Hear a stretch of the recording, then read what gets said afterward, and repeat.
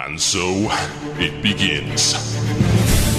Dark were the skies and chill was the wind as the land was covered in a veil of malice. Across the hill did ride a dread army of the night, cloaked in mist and fog, prepared to rain down death and destruction upon the land. And the people did crowd for a savior, a noble soul to save them from their impending demise. Just as it seemed all was lost, in strode a mighty hero, clad in shivering metal from head to toe. Wielding a terrible broadsword, he did cleave his foes in two, smashing their ranks asunder with righteous fury. And when the day was done and the enemy strewn across the fields in pieces, the people did turn to the warrior and say, "We shall name this day in your honor. Speak unto us your wisdom." The warrior said one word that day: epic.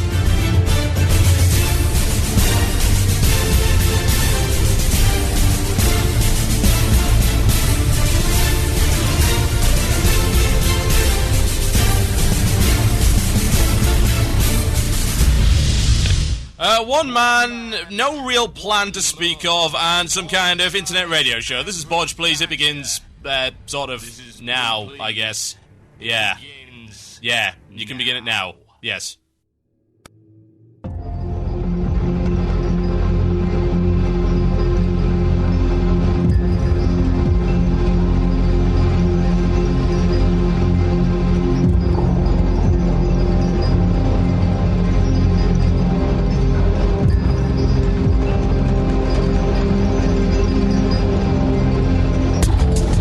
Yes, indeed, folks. Welcome to Bodge, please, here on CynicalBrit.com with myself, Total Biscuit. I have literally no idea whatsoever what I'm doing today.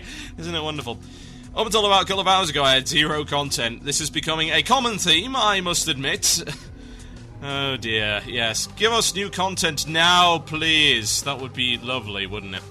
As it happens, however, there is no content. There is none. However, I have managed to dig some up nonetheless. I have plans. I've thrown together some stuff, and I'm going to see how it works. Probably won't, but there you go.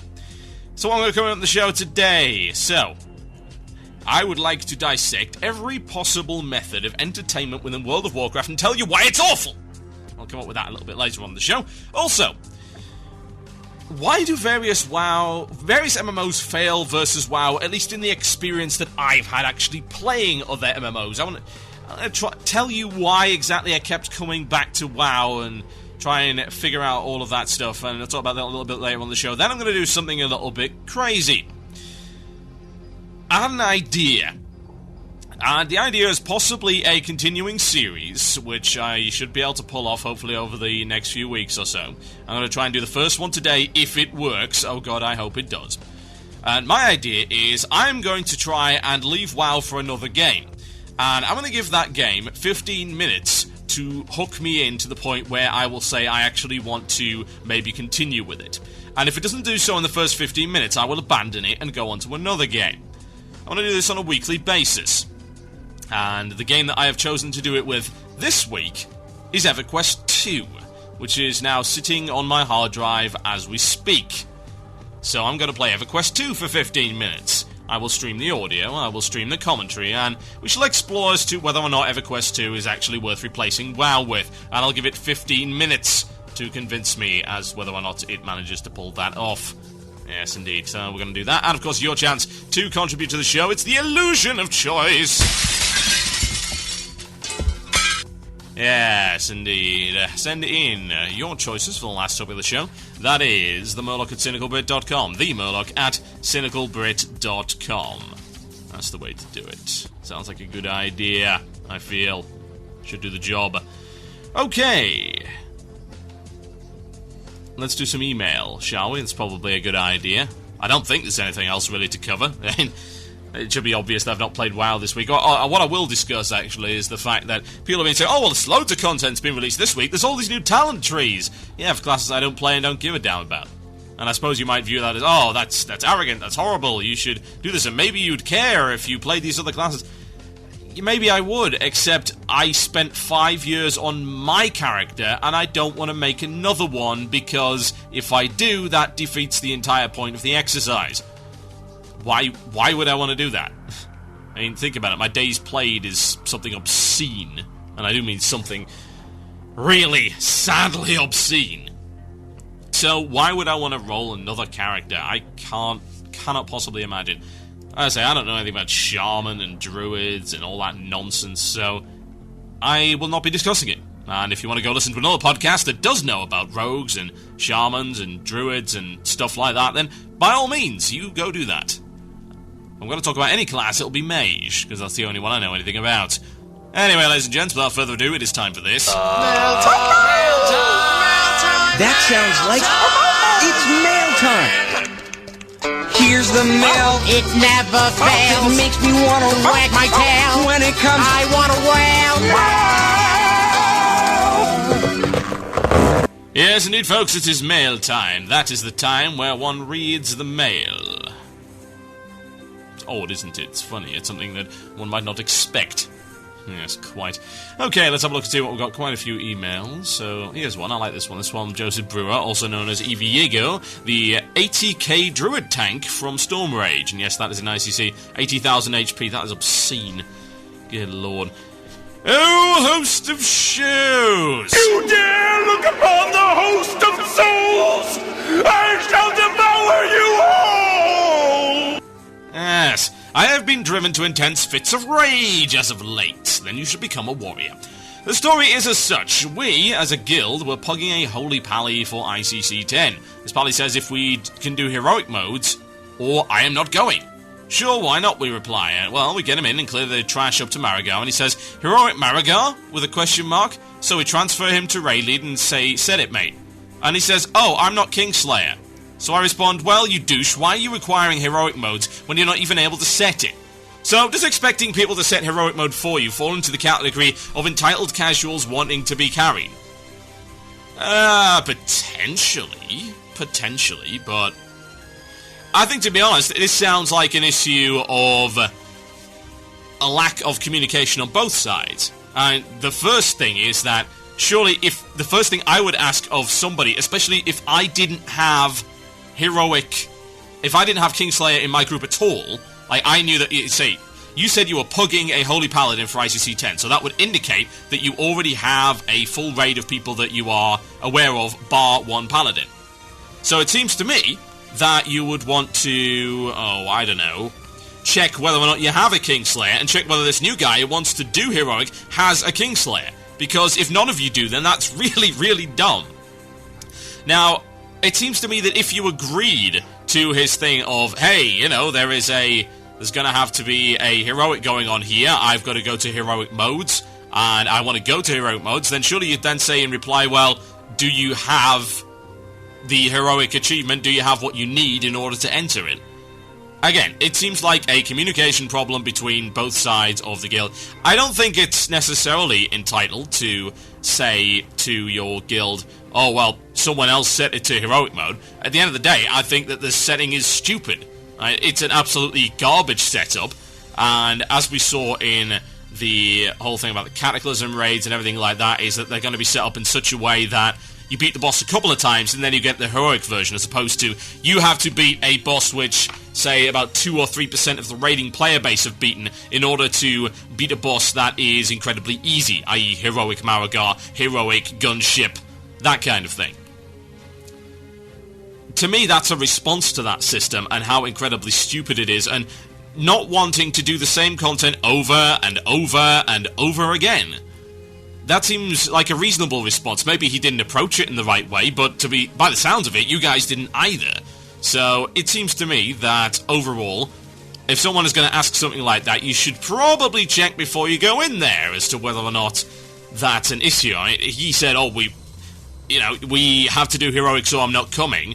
Well, you guys apparently didn't have the ability to do heroics. Maybe you've just not mentioned that in the email. Maybe you just didn't want to set it yourself and thought there was some kind of expectation from him. But you said, okay, let's do heroics. And to me, the implication there is that you have the ability to get into them in the first place. There you go. That would be my argument at any rate. Okay, here we go. Next one. This one is coming from Mitchell McLeod, which is an awesome name. And his name, oh god. He's on Dothramar Oceanic, and his name is Lolxors. That's not so... If you've got a real name called, like, Mitchell McLeod, and you call your character Lolxors, God, why would you do that? I cannot imagine.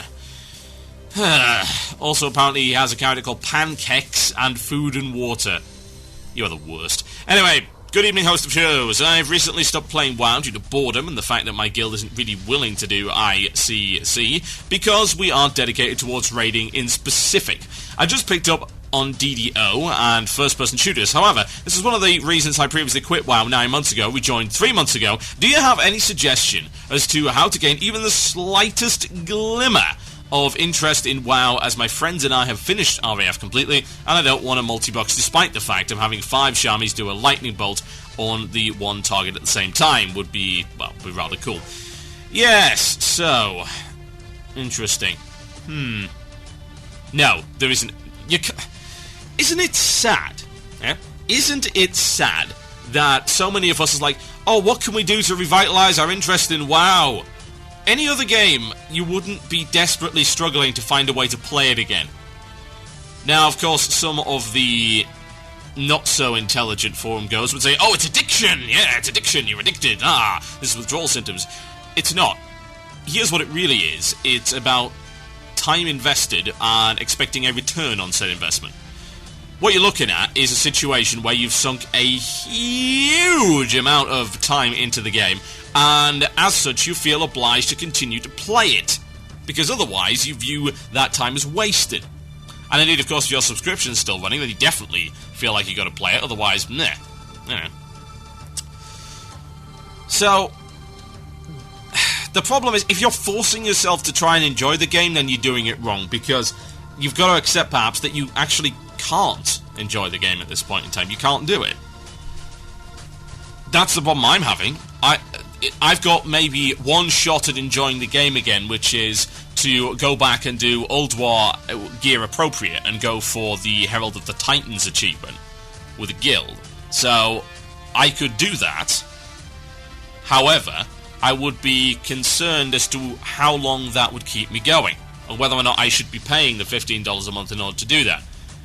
It's hard to justify, isn't it, when you think about it? I mean, you're talking about $15 a month. You can very easily buy a good game for $15 every month on Steam. I mean, for God's sake, what is it, about $20 at the moment? Or is it $25 to get the Fallout 3 Game of the Year edition with all the DLC? I mean, there's a lot more enjoyment to be had there. You can get a lot of games for just $15 a month will get you quite a few good games on Steam. So one has to wonder whether or not you can justify the expense. And it's not about quantity time per se, it's also about quality time. If you're forcing yourself to, say, get into something that you don't really find enjoyable, but you just forcing yourself to continue to play the game, then I have to ask, honestly, is it worth it? Is that quality time? Because it doesn't seem to me like it is. That's not quality time, that's going through the rope. It's going through the motions more so than anything else. If those 4 hours aren't intensely fun, then why don't you play something else that is? That's a question that I have to ask you, and honestly, there is absolutely, completely no freaking way that you're going to force yourself to enjoy WoW again. Just think of it. Forcing yourself to enjoy WoW. Forcing yourself to enjoy anything is absurd. It's absolutely ridiculous. The idea is just beyond common sense. It's beyond even the realms of reality, into some very, very weird stuff indeed. And it's like, you'd have to be some kind of masochist, honestly, to try and turn around the fact that you don't enjoy playing the game and then say, oh, well, I am enjoying playing the game. It's dumb.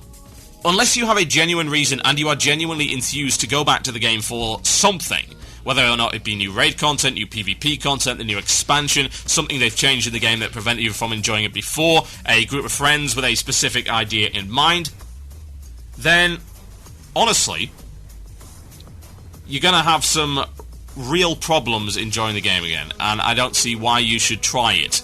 It would be false. It would be a complete waste of your time. Go play something else. Just drop your subscription, let Blizzard know why, put the reason in the unsubscribe page, and then that's it. Off you go. No problem at all. That will be certainly my way of doing it. I don't know about anybody else, but hey. Right, do we have time for one last quick email before the break? I shall have a look. Oh god, that's huge. Here we go. Hey TB, what would you think of a disenchanting system through the trade window so BOP items could be converted for people without enchanting? It would of course require a warning box saying that items will be destroyed and unrecoverable, with a confirmation word that has to be timed such as disenchant, like when one tries to delete a tune or destroy an epic item. Yeah, no punctuation of that whatsoever. That's for Smoking Kills, 80 Troll Mage from Zero Charisma. I've been campaigning for this for 3 or 4 years. I came up with several mock-ups as for a system. I called it TB Trade. It went on the suggestions board several years running. It was never implemented, which is incredibly dumb. It is the way to completely eliminate scamming in one foul swoop from the game. It allows it allows a massive amount of convenience for enchanters. It makes the trade system all that much better. Hasn't been implemented in the game. Why? Because Blizzard doesn't want to. Why? I have no idea. Literally, I have absolutely no idea whatsoever. I assume that they are trying to keep their GMs in jobs, and would have to fire a few of them if we were able to eliminate trade scamming once and for all through a simple software setup. God. My name's Total Biscuit. You're listening to Blue Please here on CynicalBit.com. I'll play some music and I'll be right back after this.